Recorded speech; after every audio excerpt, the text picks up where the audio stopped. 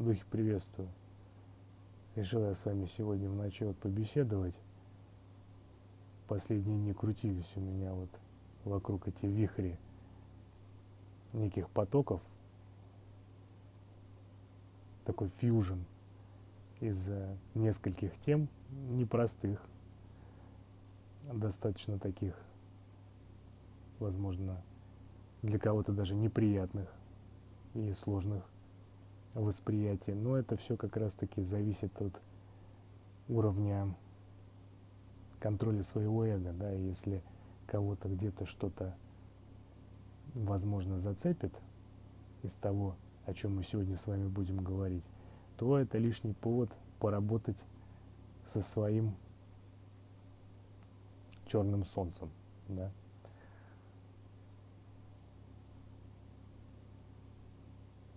Как любит часто говорить мой друг Хранитель Севера, дьявол кроется в мелочах, да, полутона.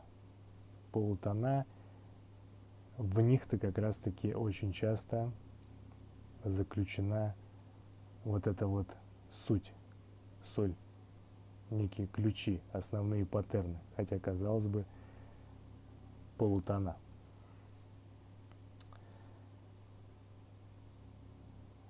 Играя на этих полутонах,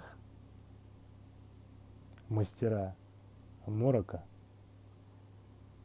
плетут, действительно самые невообразимые узоры. Когда что-то происходит прямо, такой, знаете, лоб в лоб, это действительно гораздо проще отследить, заметить, почувствовать, и, соответственно, как-то с этим вступить в взаимодействие со своей стороны. Когда же это делается на полутонах, как вы многие знаете и осознаете, что некий коктейль, да, когда часть правды перемешивается с неправдой, и делается это искусно, и ты уже не понимаешь, где эти нити переходят одна в другую, и создается впечатление, что вся картина в целом, она представляет собой уже что-то такое однородное. Подают, так сказать, под неким соусом. Мастера морока делают свою работу таким образом, что духи часто не догадываются о том, что какие-то мысли, паттерны поведения, заложниками которых они могут являться, что эти вещи не являются частью их существа на самом деле. И бывает так, что все заходит настолько далеко, что оболочка начинает представлять из себя субстанцию абсолютно противоположную тому, чем дух является собой на самом деле. Забредая в этих туманах, в эти тупики, это действительно можно наблюдать. И, конечно, неким персонажам, которые плетут эти узоры настолько искусно, по крайней мере, то, что мы можем наблюдать в этом воплощении, да, с некой горечью, но и при этом долей восхищения частенько что-то приходится аплодировать стоя. Потому что когда на глазах буквально видишь, как валятся, не побоюсь этого слова, мастодонты, духи не слабые, и валятся в таком гротеске, в сюре, в абсолютно каком-то невероятном и, казалось бы, невозможном узоре, это, конечно, сильно, что уж там говорить. И далеко не каждое существо способно, изобразить такого рода панно. Панно из падших душ. Ну, это такое некое предисловие, да. Речь сегодня пойдет о не то чтобы каких-то персонажах, это не личные какие-то. Дело-то здесь не в конкретных каких-то эго. Дело в том, как плетутся некие узоры, как играют на полутонах. Дело в явлениях, даже не в каких-то людях или духах. Но на примере небезызвестного нам такого, можно сказать, эгрегора, да, потому что это так и есть, одного такого известного колдуна с фамилией на букву Г,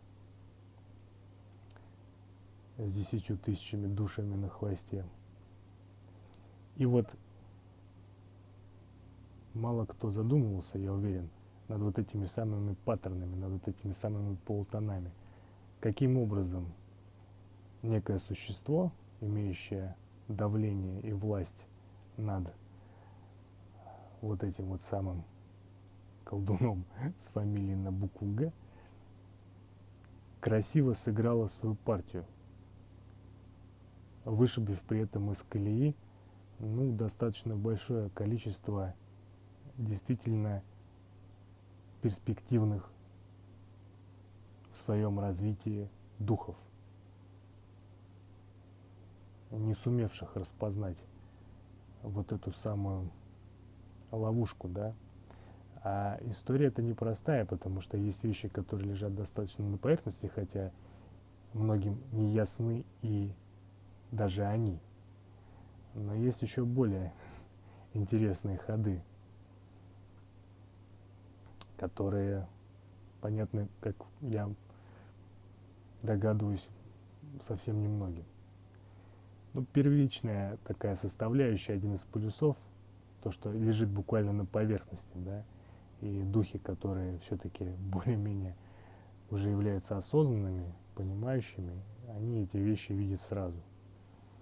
Что такое, есть некий такой термин, да, в мистических кулуарах, такой, да, может быть, даже несколько уже обзывательный, гончаризм, да. Что он из себя представляет в контексте явления? Это такой синоним невежества, да, абсолютной мистической безграмотности, раздутого эго, каких-то абсолютно детсадовских подходов, понятий, понимания о том, как делается вообще мистическая работа, работа с энергиями, назовите как угодно, колдовство, там, магия, неважно. То есть вот это вот возведенное просто в абсолют какой-то, сюрреализм, гротеск, да, там, абсолютно не имеющее к реальности никакого отношения, там, вращение какими-то невероятными объемами энергии, информации, там, какие-то галактики невероятного объема существа, которые там шпыняются, выбиваются, там, то есть вы понимаете, да, те, кто в теме, не нужно объяснять этих вещей, это и так ясно, да, то есть легкость и простота работы с тяжелыми какими-то аспектами, духами, явлениями, вот эти вот бесконечные какие-то бравады, декларирования своих вот этих вот подвигов там в пространство, да, все это делается, конечно же, не просто так. Да, и по всем этим признакам уже можно определить, что что-то здесь явно не то. Да, это было, в принципе, понятно изначально. Но дело-то даже не в этом. Многие духи до сих пор ведутся на вот эти вот истории и верят в то, что да, это вот действительно все происходит вот именно в таком ключе. Все это так и есть. Невежество, да, вот эта грань грань вот этого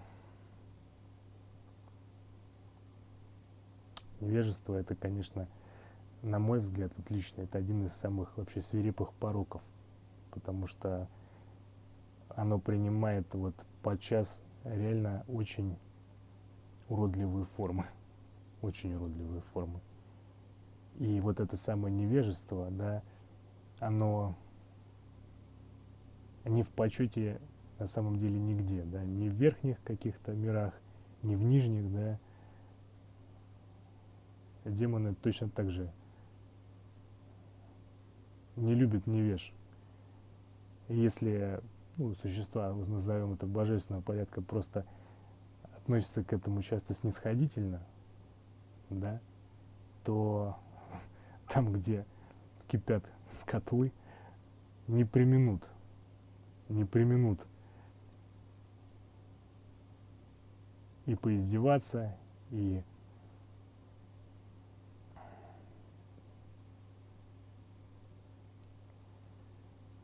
ну, что говорить, да, демоническая вот эта вот школа, она как есть. Поэтому доля, конечно, незавидная, абсолютно. Когда на самом деле ни своим, ни чужим кто-то остается ненужным после того, как им попользовались, а вот это вот самое невежество, оно потом еще очень долго остается притчей в языках и дает возможность больно и больно тыкать на протяжении множества воплощений наперед, пока дух, возможно, не осознает некие вот эти моменты, с которыми нужно все-таки, наверное, поработать. Но это уже история не нынешнего времени. Второй полюс, который является еще более, на самом деле, наверное, серьезным и еще более виртуозным исполнением некого хозяина, да, назовем это так, вот этого господина на букву «Г». Это то, что вот этот самый гончаризм воспринимается правильно, как вот это некая гротескно-сюрреалистичная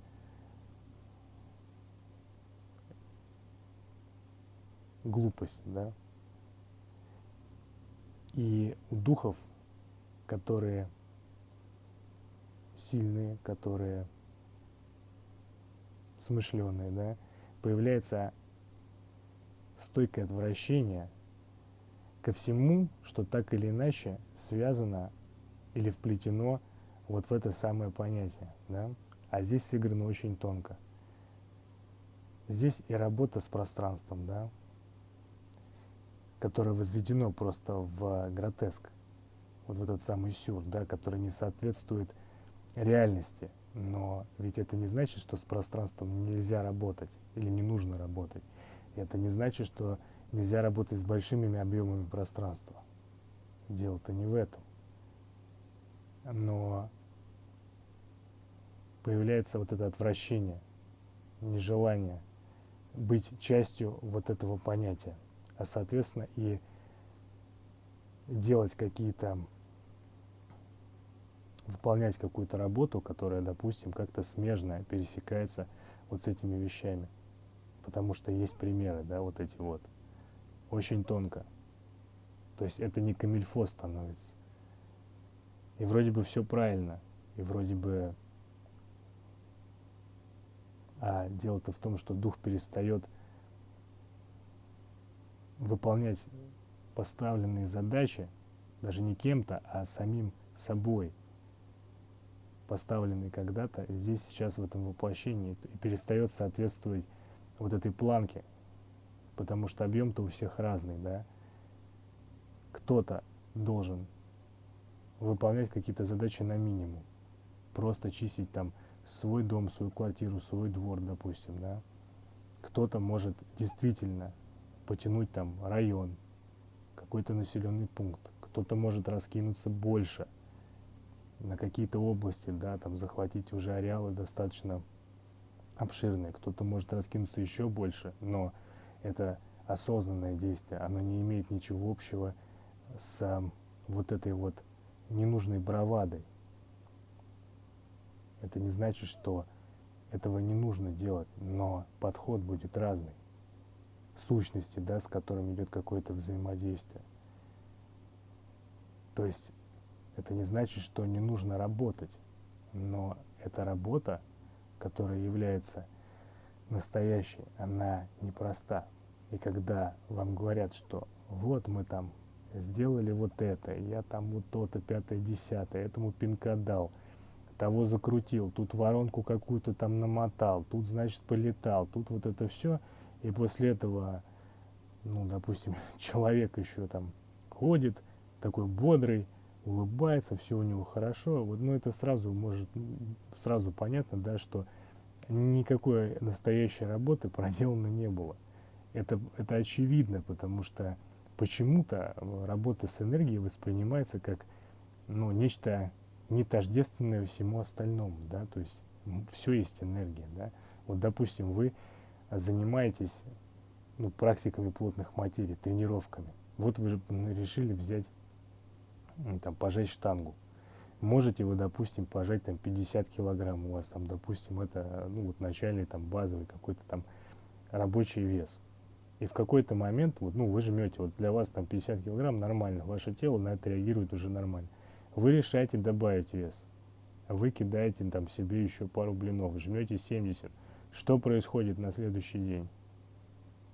Крепатура, да, восстановление, то есть вам становится не очень хорошо, потому что тело приняло на себя большую нагрузку, соответственно, ему нужно привыкнуть к тому, чтобы эту нагрузку и впредь в дальнейшем выдерживать. И включаются некие механизмы, которые являются болезненными. Без этого никак, без этого нету роста. Если вы накинули вдруг себе не 80, а сразу 100, и у вас вдруг получилось каким-то чудом там их пожать, чисто гипотетически, да, то, соответственно, реакция вашей оболочки, вашего тела будет еще сильнее. Почему же вы думаете, что когда вы, допустим, раскидываетесь в своей работе на там больше объема пространства, это для вас должно проходить незаметно? Вы представляете, если вы раскидываетесь, допустим, на объем какого-нибудь, ну, допустим, даже небольшого населенного пункта или там, допустим, какой-то области, сколько духов, сколько эгрегоров, сколько различных проявлений, потоков сплетено в этом пространстве. Чем больше ваша личная сила, чем больше ваше проникновение в эти процессы и касание их, тем сильнее будет отклик, тем жестче будет вот эта интоксикация, тем жестче будут вот эти самые восстановительные процессы. Тело и оболочка, вот это ваша, независимо от бытийной массы духа, вообще в целом, оно должно быть адаптировано под эти вещи, поэтому это движение идет поступательно. И тот, кто действительно работает, он эти вещи прекрасно знает. Да, невозможно перескочить на 3 головы вверх. Если вы летаете там туда-сюда, направо и налево, там раскидываете, разбрасываете там, да, там и все закручиваете, но при этом, то есть тот, кто в лёжку не лежал после очередного такого некого замаха, тот понятия о том, о чем он, собственно, говорит, не имеет. Но это просто факт. Это не, вот, там не нужно на это обижаться, там как-то, это просто факт. Это тождественно, вот как я вам сказал, тренировкам там с весом. Почему вы думаете, что это отличается? И просто когда вы говорите, допустим, да, то есть, что там я беру там и вот делаю там 1000 процессов чуть ли не одновременно, причем глобальных каких-то, да, условно. То есть вы заявляете то, что на самом деле я могу пожать там 50, а мне сейчас накинули 300, я их, короче, пожал. Я молодец. Ну, вы просто обманываете сами себя. Потому что это просто невозможно. Да никто вас и не допустит до этой работы, да. То есть до любой работы посредством личных практик и роста получаем доступ. Каждая ступень новая, ее нужно заработать. оболочка растягивается, она расширяется, энергоинформационная пропускная способность ее увеличивается. И в соответствии с этим Вселенная дает вам возможность влиять на какие-либо процессы, уже более серьезные, допустим, да. Это все реально, но это не просто щелкнуть пальцами, это нужно осознавать. То есть вот как вы, например, когда эту штангу самую жмете или подтягиваете свое тело к перекладине, вы чувствуете сопротивление, да? То есть нужно приложить усилия, нужно вот есть сопротивление, потому что, ну, силы работают. Вот в энергетическом смысле ровно то же самое. Работают силы, работает сопротивление. Если вы этого сопротивления не чувствуете, при том, что вы заявляете о том, что вы берете большой объем работы или работаете с какими-то, допустим, существами, которые имеют большой объем, которые являются тяжелыми,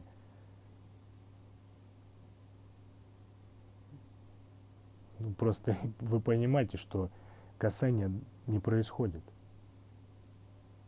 Ну, просто в лучшем случае там силы Вселенной ограждают там, да, такого рода духов от того, чтобы залезть в трансформаторную будку, и все. То есть создается какая-то вот эта иллюзия, самообман некой работы, но на самом деле не происходит. Но при этом, опять же, при этом вот этот второй полюс, существуют духи, для которых вот эти объемы, они буквально обязательны к исполнению, потому что они соответствуют вот этой, ну, скажем так, тяжести поставленной задачи.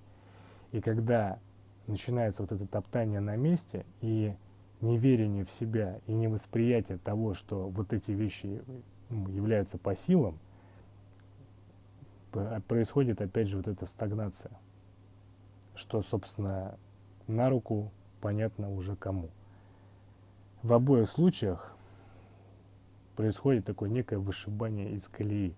То есть вот этот морок на полутонах у одних выражается в одном качестве, у других выражается в другом качестве. На деле мы получаем, что ни одни, ни вторые эффективно работу, которую должен вести дух их, не выполняют.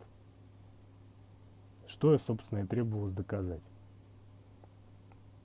Одни витают в облаках своих иллюзий, что они там ворочают какими-то процессами, да, делают эти вещи. Вторые, разочаровавшись во всей этой истории, просто перестают делать хоть что-либо. В обоих случаях, как я уже сказал, мы получаем стагнацию. Как определить, да, что, вот, ну, что то, что я делаю, все-таки имеет вес и реально? Ну, во-первых, никто вам об этом не расскажет. То есть все познается только на практике. Когда вы входите в эти процессы, да, и начинаете делать, не спрашивать у кого-то, не...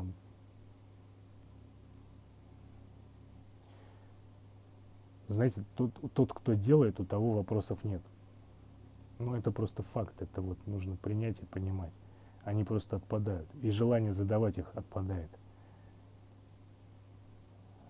Вы можете сравнить свое движение с тем, кто идет рядом, и это могут быть движения, это может быть движение в одном ключе, объединенное некими общими задачами, но исполнение их у каждого духа будет все равно индивидуально, потому что по природе это так, невозможно по-другому. Понимаете, да? И вот только на собственном опыте, получая вот эти тумаки, затрещины, поднимаясь на вот эти новые ступеньки, которые вот всегда эти этапы, они сопровождаются некими событиями, да, ну та же самая вот, допустим, шаманская болезнь, да. То есть каждый раз, когда оболочка условно растягивается, да, вот эти вот энергетические мышцы наливаются новым объемом для того, чтобы решать уже более там, сложные какие-то задачи, каждый раз происходят вот эти вот не очень приятные, не очень легкие процессы, болезненные процессы. Так устроено. Так же, как и наше тело после тренировки восстанавливается и болит. Это просто факт.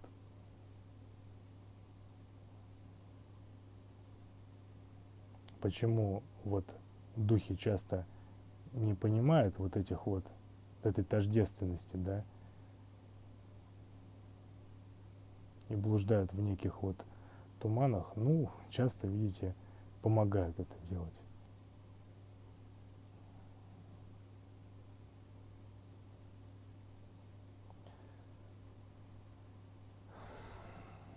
Зачем нужны все вот эти вот аскезы? Заработать тапос, да, условно. Заработать-то ладно, а потратить его как? А если ты умеешь зарабатывать тапос, ну, в таком уже неком полубезумном порыве, а потратить его не знаешь куда, это ведь тоже не есть хорошо. То есть течение энергии, оно должно быть сбалансированное, то есть эти потоки должны проходить осознанно. Каждое действие, оно должно быть осознанно. Мы делаем какие-то практики или те же самые аскезы жесткие не для того, чтобы потешить свое эго, да, что там, а для того, что это действие в моменте важно. И по-другому, вот дух внутри говорит, нужно сделать это. Вот это нужно сделать для того, чтобы у нас была энергия, которую мы направим на реализацию определенного намерения. Вот сейчас в моменте я чувствую, что это так надо сделать. И вы, допустим, лезете на гвозди не для того, чтобы просто постоять на гвоздях, а потому что у вас есть цель, намерение, куда вы этот тапос будете тратить. Да, там уж какое оно будет, там это дело десятое, личное дело каждого. Но вот тогда и получаются чудеса. Тогда ваши вот эти аскезы и ваше движение становятся силой.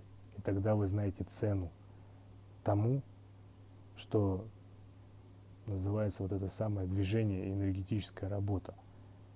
То, что для обычных людей, для большинства людей является просто каким-то, ну, тем, чего не существует, тем, что нельзя потрогать, потому что как раз-таки нет вот этой сенситивности и осознания этих полутонов, что вы что-то сделали и пошел отклик в пространстве или в вашем теле. Чем больше сенситивность, тем более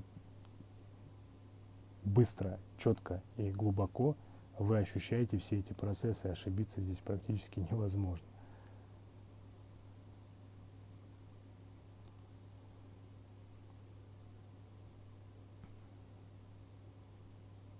Ну, вот такая вот какая-то ночная беседа, да. Не знаю, получилось ли у меня за вот эти вот опять 28 минут передать какую-то вот эту вот идею, о чем вообще речь-то была, да, то я говорю, здесь дело не в каких-то персонажах, не в эго, не в личностных каких-то предпочтениях или наоборот, а вот в этом самом, вот в этих полутонах. Умеете ли вы видеть и распознать, где все-таки что-то более-менее хотя бы настоящее, или вот это вот самое казаться, а не быть? Знаете, когда сидит какое-то существо с опухшей мордой какого-то там непонятного уже серого цвета и рассказывает о том, что оно там, ну, делает практики, там все делает, там вообще все умеет, все знает, там все дела, да, ну то есть для обычного, даже обычного адекватного человека, вот он посмотрит на вот такого рода персонажа, скажет, слушай, если вот это вот делает практики, да, и при этом оно выглядит вот так, то нафиг мне эти практики нужны, я тогда вообще их делать не буду, потому что я, не делая эти практики, выгляжу условно лучше, чем оно. Ну, понимаете, да, то есть как бы вот и все. Вот это постоянно казаться, а не быть. И второй полюс, да, вот это неверие, обесценивание себя в контексте того, что некого несоответствия, да, вот своего уровня духа и уровня делания, к которому производится, это тоже не есть хорошо. Это тоже приводит в такие, ну, не самые благостные, темные такие коридоры, заводит. И на деле мы получаем, что, как я уже сказал, выше работы, к сожалению, нет. Ладно, духи, доброй ночи, всего доброго. Не знаю, такая себе, да, беседа, тяжеловатая. Ну, что делать? Что делать?